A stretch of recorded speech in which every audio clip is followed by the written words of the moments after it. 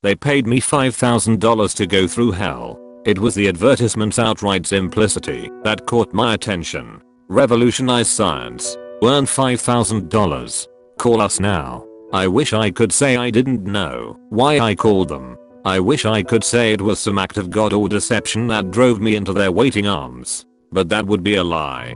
The truth is I called them because I needed the money. Because I had gotten laid off at the publishing company I worked at and I was having trouble finding steady work. Because I was months behind on rent and facing my second eviction notice. Because I didn't want to be a failure. I called them for selfish reasons. Who are they? I'm not exactly sure. In retrospect, their obvious obfuscation of their identity should have been a red flag to me. But at the time, their request seemed too interesting, their reward too vital, for me to risk losing the chance to help them. My best guess is that they're a group of private researchers that are funded by some super corporation. They must be.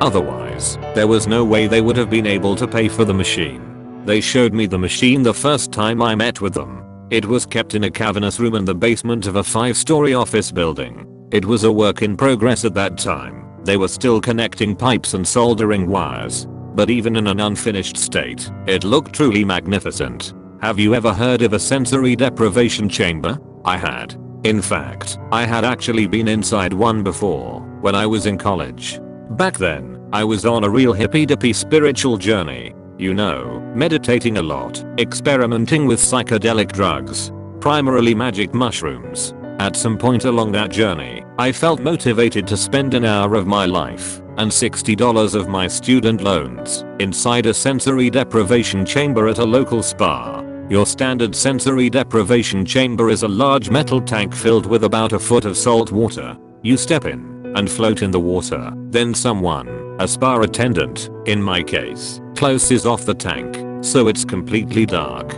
With your vision obscured and your body suspended in the water, it's supposed to feel like you no longer have your two primary senses.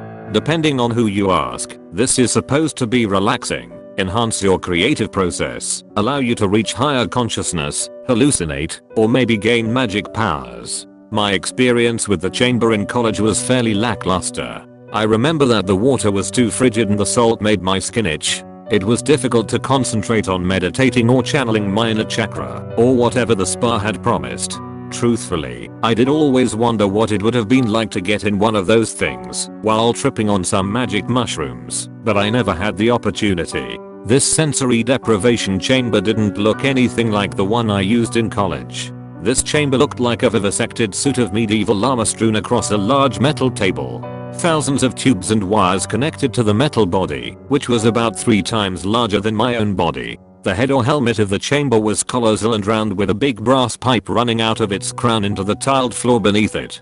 On the walls surrounding the chamber were 50 or 60 computer screens, 20 or so server boxes, and various iterations of medical equipment that I couldn't name if I tried. It dawns on me now that the utility bills and computers alone for the machine must have been many tens of times higher than the measly $5,000 they offered me, not to mention the salaries of the dozens of lab coat-clad scientists manning those computer screens. Again, perhaps this should have raised alarm bells, but I ignored it with the focused ignorance of a man who was on the brink of homelessness. The man who showed me the machine told me his name was Dr. Monison. He was a wrinkled, balding man with a clean shave and focused eyes of blue. When I saw him, he was always clad in blue scrubs and a clean white lab coat.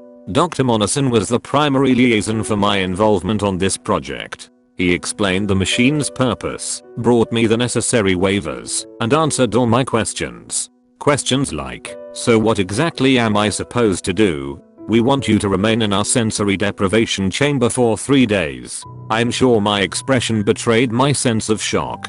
3 days. Is that, will that kill me? You probably would still be alive after 3 days in pure isolation, though you would likely become gravely ill and suffering from immense dehydration.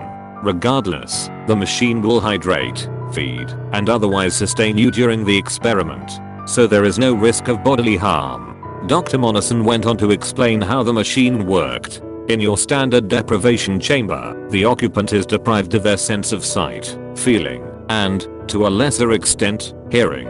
This deprivation This process of shutting the outside world out from the occupant's mind decreases the burden on their brain. Thus, the occupant's mind is free to wander more freely, free to think more creatively, to undergo a deeper state of thinking, to meditate, and so on. But there is a problem with standard sensory deprivation chambers. Although the brain is freed from most external stimuli, the visual and auditory, the brain will continue to be burdened by internal stimuli.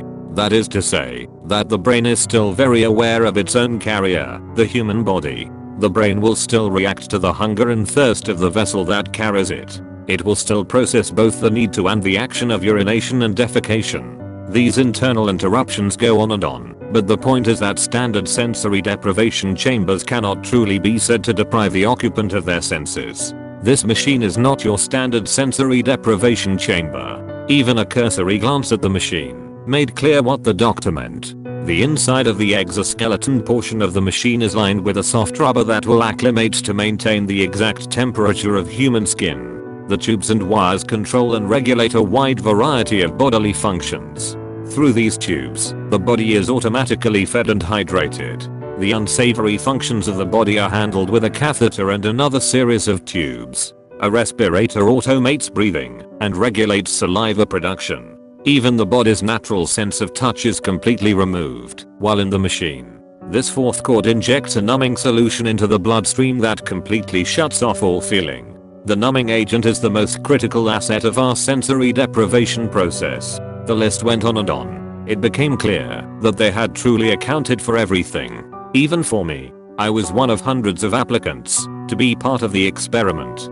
For the first time in my life, I was the first round draft pick. The scientists explained to me that I had been chosen for 3 reasons. Number 1, I had no prior history of mental or physical illness that would make my experience in the chamber subject to intervening variables. Their words, not mine. Number 2, my height and weight were close matches for the machine's original shape. Although the legs will have to be lengthened ever so slightly, you are by far the closest match to our initial design. And number 3, the most critical, there was nothing happening outside of that chamber that would lead to an early termination of the experiment. I had no significant other, no job, no living family members, not even a husband to take care of. They could breathe easy knowing that I would remain peacefully within their contraption for the entire length of the experiment. Number 3 was important to the scientists. They had specifically designed the machine to allow for 3 full days of isolation. If the machine's process had to be interrupted early, it would take them a month to reset the machine and run the experiment again. Unfortunately, reason number 3 also meant there was nobody to come looking for me. The intake process was long and detailed. I signed what felt like hundreds of liability waivers. I listened to warning after warning about the potential side effects. Although it is apparent that you have a clean bill of health, you should be aware the isolation process may be taxing on you. Our preliminary research suggests that disassociation, audio and visual hallucinations, depression, time dilation, anxiety, suicidal thoughts, and other neuroses are potential effects. However, we believe such effects to be unlikely. They had given me several weeks to prepare for the experiment. My only requirement during that time was that I didn't substantially change my body weight or somehow develop bipolar disorder. Somehow, I managed. I spent those few weeks living normally, watching movies, applying for jobs, getting rejected for those jobs, and reading a few books. When the day came, I was nervous despite Dr. Monison's efforts to prepare me. The process will come in stages. At first, you may endure a mild state of stress. We anticipate that soon after, you will drift into a moderate state of euphoria for the remainder of the process. You will be signaled a few minutes before the experiment is over by a short audio cue. This way, you will emerge from your state of sensory deprivation slowly and be able to reacclimate without any risk of shock. He played the audio cue for me, which was a short musical clip of bells ringing. Then, with little ceremony or deliberation, I was asked to remove my clothing and climb inside the machine. As I lay down inside the exoskeleton, I felt the warm rubber against my bare skin. Even with the chamber still open, I was confined on all sides by the metal shell of the machine. Slowly, the researchers began to attach a score of medical devices to my body. I felt strangely calm through every prick of an fourth and uncomfortable insertion of a tube. But, as a respirator was placed on my face, I began to feel a foreboding sense of unease. As I felt my body being constricted and held in place, a single thought filled my mind. Oh God, what have I done? The researchers pushed the helmet of the exoskeleton inward on either side of my head, sealing off my ears. The world went quiet. A bead of sweat began to trickle down my sides. Then I heard a voice, seemingly broadcast from inside my own head. Hello. This is Dr. Monison. I'm speaking to you via a small speaker contained within the helmet of the exoskeleton. Your vital signs indicate that you are beginning to panic. This is to be expected. Please do your best to relax while we finish preparing you. I promise that the process will become pleasurable soon enough. Somehow telling me to relax just made me more anxious. Before I could react, I felt the machine close around my body. Already the numbing agent that was being piped into my bloodstream was starting to take away control of my extremities. I tried to push against the machine, but found that my arms wouldn't budge. I tried to scream, but the respirator held my tongue firmly in place. I was unable to move, unable to do anything, except watch. I could still watch as researchers scrambled around me to check vitals and prepare the exoskeleton to finish closing. I could still watch as a giant analog timer appeared on a TV screen above me and began to broadcast a time. 00:00:01:00 until deprivation begins. I tried again to scream. I tried again to plead to be let out. I found myself unable to feel any part of my body. I strained my eyes to try and get someone's attention, but no one seemed to be looking at me. 00:00:00:30 until deprivation begins. Had my tear ducts been operating, I would have begun crying. Without nothing else to do, I began to pray that this was a bad dream. To pray that I was home in bed and not in this chamber. 00:00:00:05 until deprivation begins. The last thing I saw was the face of Dr. Monison leaning over me, waving to me, saying something I couldn't quite understand, closing the exoskeleton's face over my own. 00:00:00:00 until deprivation begins. And then everything went dark. If I had been in control of my own breathing, I would have begun hyperventilating immediately. I had never felt such a profound sense of darkness as in that moment. Unable to see even my own body, it was as if I had been extinguished from existence. My eyes swam in every direction in search of a single iota of light but found none. After a moment's consideration, I realized that I had now been in the machine for some time. I had no reference point for exactly how long. Without outside stimuli of any kind, my only mechanism of telling time was by counting individual seconds in my head. Yet time ticked on. I found myself alternating between obsessing about my imprisonment and finding myself adrift in my thoughts. I began to consider the state of my life, my recent unemployment, my lack of close friends. I felt a wave of depression come over me. Was my life really so meaningless that I could be snuffed out of existence for 3 days and no one could possibly care? I pondered the source of my isolation.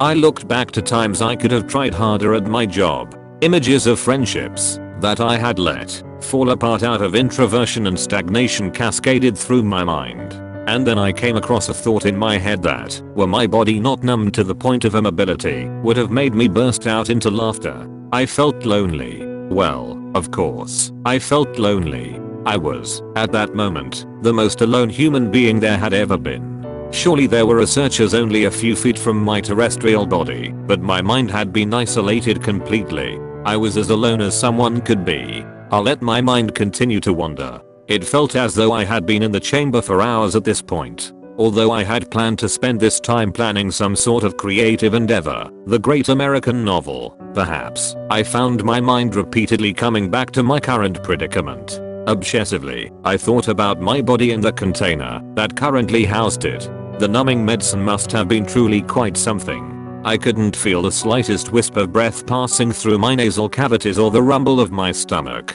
It was then that a pair of intertwining thoughts collided in my mind. A. Could I be dead? B. No, of course not. That would be ridiculous. I knew how I had ended up here. I knew that I had signed up to engage in an experiment that would put me in this exact predicament. But I must admit, I no longer felt very alive. Without my body or the surrounding world as a reference point, it felt as though I had no assurance that I still existed. My thoughts began dueling with one another. A. Surely I'm not dead. This is exactly what the experiment was supposed to do.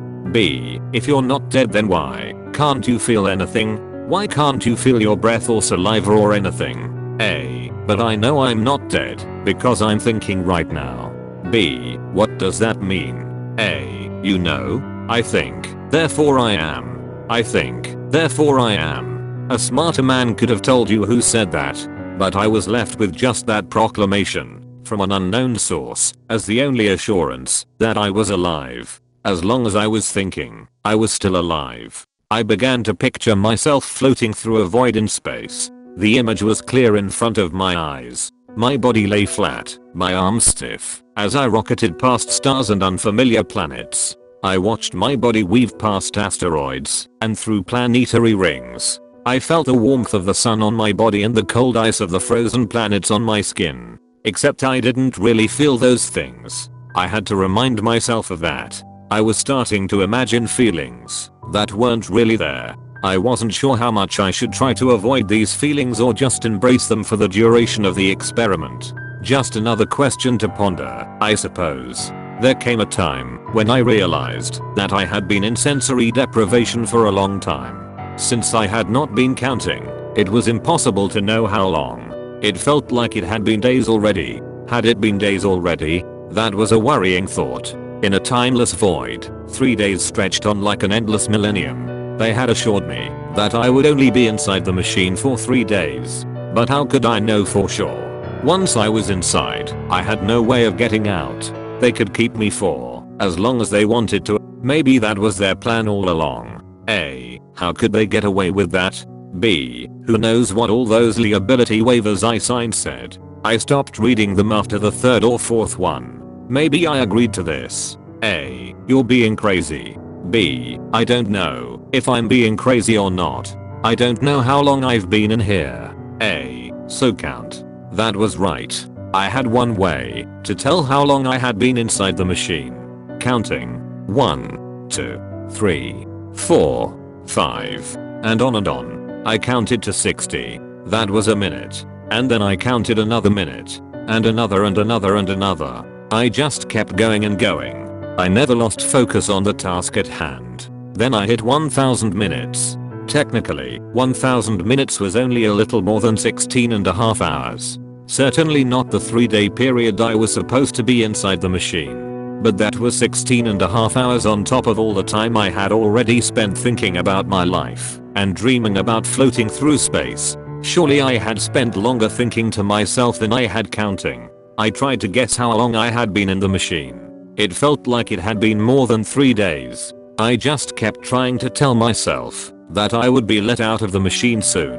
I'll let my mind drift off again. My body was once again floating through space. I watched it drift farther and farther out into an endless void of darkness. The planets and suns shrunk into oblivion until I was truly, deeply alone. In the black abyss, a creeping feeling of cold began to set in.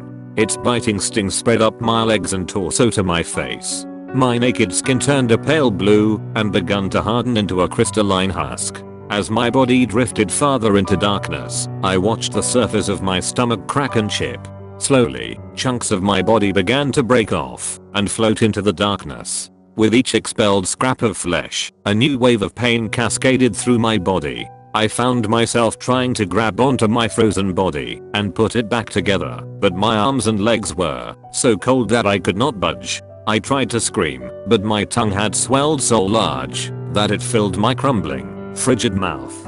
All at once, my body exploded into an array of jagged bloody shards of ice. The pain was indescribable. Then I was, again, alone in the darkness, bodiless, without lungs to expel the panicked breaths I was so desperate to create. I had to keep telling myself it wasn't real. I'm still alive. My body is still here, somewhere. A. But God, didn't it feel real? B. But it wasn't real. A. Real or not, didn't it hurt? B. Yes. A. Are you scared? B. Yes. A. Wait.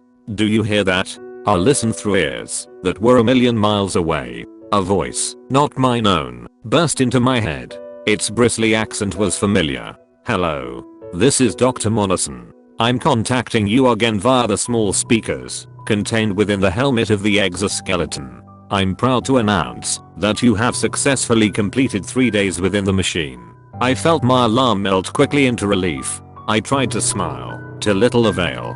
At this juncture, we would like to update you as to the status of our experiment. The data we are getting from your brain scans is proving incredibly useful. The medical implications are numerous. We have contacted our institutional review board and obtained permission to extend the experiment indefinitely. This is, of course, in accordance with the liability waivers that you've signed previously. The machine should be able to keep you alive for a few more weeks until your body becomes unable to support it any further. Do not worry, $5,000 will nonetheless be credited into your account. Thank you for your contribution. Your sacrifice will save lives. I tried to scream.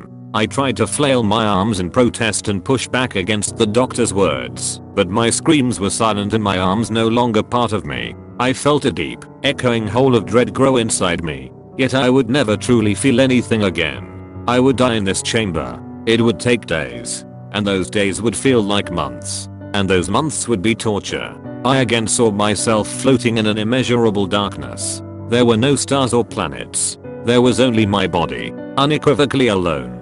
Arguably alive, but inevitably dead. I stopped counting the seconds and just let myself float. My mind wandered again, this time for much longer. I dreamt of my childhood and of a future I would never get to lead. I made an imaginary bucket list and felt remorse for the boxes I had not yet checked. I held conversations in my head between old friends and lovers. And sometimes I didn't think at all. Sometimes I disappeared from existence altogether.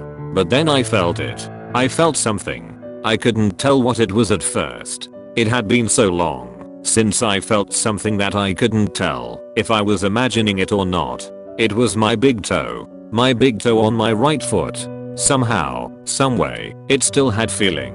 Not a lot of feeling. It felt like when you sit on your hand and it becomes almost, but not quite, numb. Like it was being massaged by a set of pins and needles. I moved the toe around, the little that I could, to try to understand how this feeling had come back. Then I felt it, a tiny prick. The slightest droplet of pain against my big toe. Something sharp. And fourth needle. It must have become dislodged somehow. Maybe one of those lab coat wearing schmucks tripped over it or something. All I knew was that I could feel again. I suddenly felt like I had been born again. Like I had died and risen from the ashes. This needle must have been one of the needles that was supposed to deliver the numbing chemical into my body. Somehow, it got dislodged, and now I had just a little feeling in my toe. Unfortunately, my big toe was hardly the vestige of my body most suited to orchestrate my grand escape. But still, I felt immeasurable happiness. Because I had a secret weapon on my side. Time. There's an old adage that goes, if you give a monkey a typewriter and infinite time, he will eventually write the complete works of Shakespeare. Similarly, with a partially numb big toe and infinite time to think, I could craft my grand escape. My big toe was too weak to push open the exoskeleton. Despite my straining, I was unable to reach any other cords to pull them out. All I could reach was the fourth needle that had already been pulled out. And with that fourth needle, I hatched my plan. I scraped my toe across it. It stung, but I knew it would do the trick. I knew that I had forced those stupid scientists' hands. My efforts had made a cut in my toe skin. And now I knew I was going to be okay. They only had two options. Let me bleed out, in which case I would at least be free from this hell, or let me out of the chamber, at least long enough to reattach the fourth. Either way, my plan was foolproof. Either way, I was going to be free, at least for a moment. It only took them a few minutes to notice what I had done. This is Dr. Monison again, communicating via the tiny speaker in the helmet of the exoskeleton. It seems you have managed to injure yourself inside the exoskeleton. After some discussion, we have elected to pause the experiment and correct the error. Stand by, the exoskeleton will be opening shortly. The light that soon flooded my eyes all but blinded me. As the machine opened, I bathed in the sounds of its electronic thunks and whirs and the conversation of the men around me. The quick tug as needles and tube were removed from me felt better than any touch I had ever experienced. They let me out. I was free. My body was numb for hours. The medicine prevented me from making any movements at all. During that time, the scientists left me in the exoskeleton as they went over data and bandaged my big toe. I tried to listen to everything they were saying, but found myself unable to concentrate. The bright lights above me burned my eyes, which had grown accustomed to perfect darkness. As the drugs slowly left my body, a dull ache developed in my joints. After a while, my body was hauled out of the exoskeleton by a team of the lab coats. I felt a dressing gown slip on over my head. I was plopped into a wheelchair. Still unable to move, I listened to the roll of metal wheels as they pushed that chair deeper and deeper into their lab. Explain again about when you were floating through space. What was the sensation like? Please let me go. I can't. You know that. The data we were getting from you is too important. Lives are at stake. And besides that, we can't risk you going to the police. You will be going back in the machine. This conversation had been going on for about an hour in the tiny interrogation room set up somewhere in the research group's massive underground lab. Although I had regained enough feeling to speak, I still found movement quite difficult. It was clear that, as soon as I outlived my usefulness to the lab coats, I was going to be placed back inside the machine until my bodily demise. The data that the scientists had gained so far was so useful that they had no problem holding me against my will. As I sat in that tiny metal room, tied to cold folding chair, clad only in a thin dressing gown, I considered my fate. For $5,000 I had sold away the rest of my life. My only respite now was that I could delay going back in the machine for as long as I resisted Dr. Monison's questioning. But I knew I was just delaying the inevitable. I stared down at my big toe, now wrapped in a bandage. Somehow it had not dawned on me that, even if I got out of the machine, the scientists were unlikely to let me out of the building alive. Not after they decided to imprison me until I died. Anyway, what if I don't answer the questions? The data we intend to receive from those questions is critical and could save lives. But if we cannot elicit it, then the information received from the exoskeleton will be sufficient. If you won't answer, we will return you to the machine now. So it didn't matter. I was already doomed. I might as well delay for as long as I could. Fine. Ask me what you want to ask me. I answered hundreds of questions, most of them multiple times. It took hours. The scientists barely listened to my words. There was a recorder placed in the room with me. I'm sure someone would dig through my answers later, but for now the conversation seemed to be mostly for posterity's sake. At some point though, I realized something. The drugs had completely left my body. I could, theoretically, move again. For now, I was tied to a chair. But they couldn't keep me tied up if they wanted me to go back into the machine. And from that thought, I came up with a plan. I knew I would only have a few seconds. I knew I couldn't run immediately, or they would catch me. I would have to convince them I was resigned to my fate. When the questioning concluded, I found myself being hauled back into the chamber containing the exoskeleton. Perhaps assuming that I would flee otherwise, the scientists kept me tied up during transit. But the ties came off when it was time to put me in the machine. They stripped off my nightgown and lifted me inside the machine. I let my body go limp as they did, feigning the same numbness that had, until recently, restricted my movement. As I lay down in the rubber interior of the exoskeleton, Dr. Monison spoke to me through a loudspeaker in the ceiling. I'm sorry we have to part again. Your answers will be invaluable for future research. I know it may seem now like we are villains, but the research we are obtaining is invaluable. It will save lives someday. You are doing a valuable service to the world. As his speech ended, his researchers again approached to fill my body with needles and tubes. I was eager to make my escape, but I held tight. They would have to believe I was unable to move. I felt pinpricks in my right arm. I was already being loaded up with the numbing agent. My time was going to be short. As some of the lab coats approached me on my left side to insert another fourth, I launched myself upward, so I was standing inside the machine. Surprised by my sudden motion, the scientists on my left recoiled. I felt a sharp pain in my right arm as the fourths and tubes held tight against the strain of my sudden motion. The room exploded into panic. Men rushed at me from all sides. I felt my body moving, as if on its own volition. My left arm reached towards my right and ripped a series of cords and needles out of my body.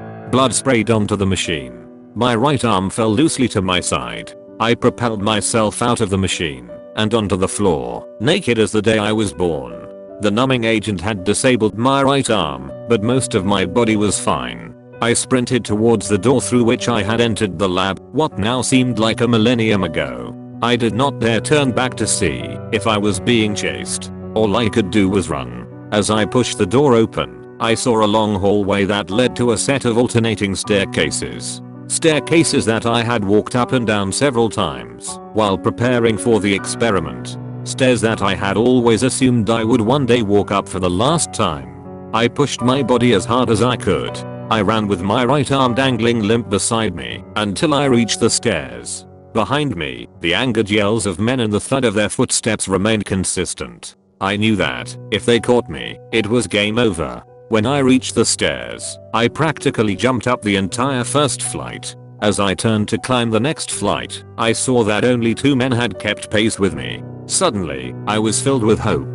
Perhaps I could outrun them all. Then I would go to the police and get the chance to put this whole operation under the microscope. As soon as I got to the top of that second flight of stairs and through the exit doors, I would be free. My hopes were dashed as soon as I reached the top of the stairs. At least 15 men guarded the building's exit. Clearly my escape had been a contingency for which the facility was prepared. As the men approached behind me and in front of me, I knew there was only one way I could go. The alternating staircases continued past the first floor, all the way up to the roof. I kept running, staircase after staircase, my aching body protesting each step. My dead arm banging against stair railings and walls as I made my way up those stairs. The sounds of angry men filling my ears as I took step after step after step. Soon I was on the last staircase. A ladder, hanging from the ceiling, led up to a hatch on the roof of the building. This was it. I was going to see the outside world again.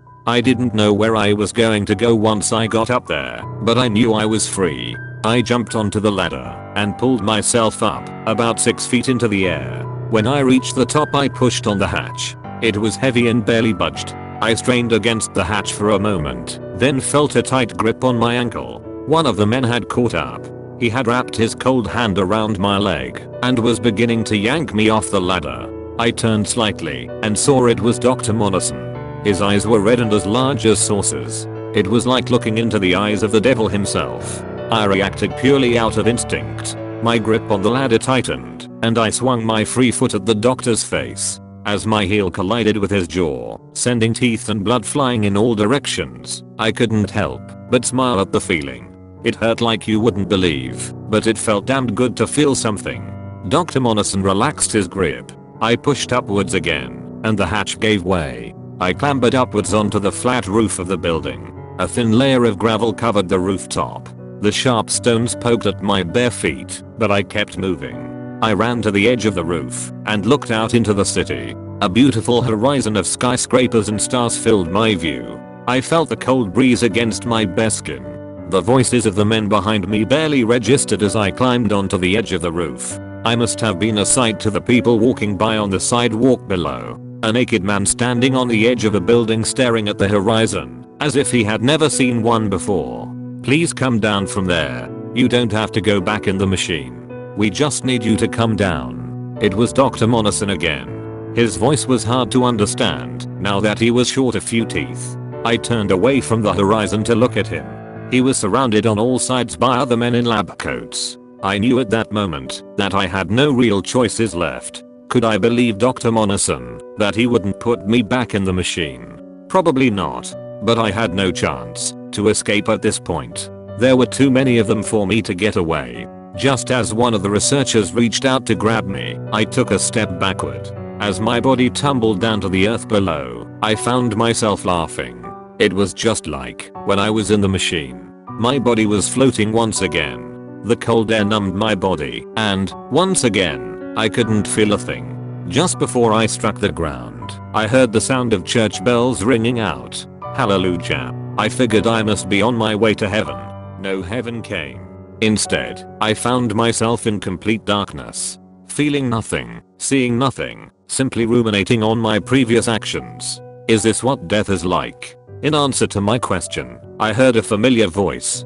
Hello. This is Dr. Monison. I'm speaking to you once again via a small speaker, contained within the helmet of the exoskeleton. You have successfully completed your 3 days within the exoskeleton. Had I not still been pumped full of numbing drugs, I would have wept.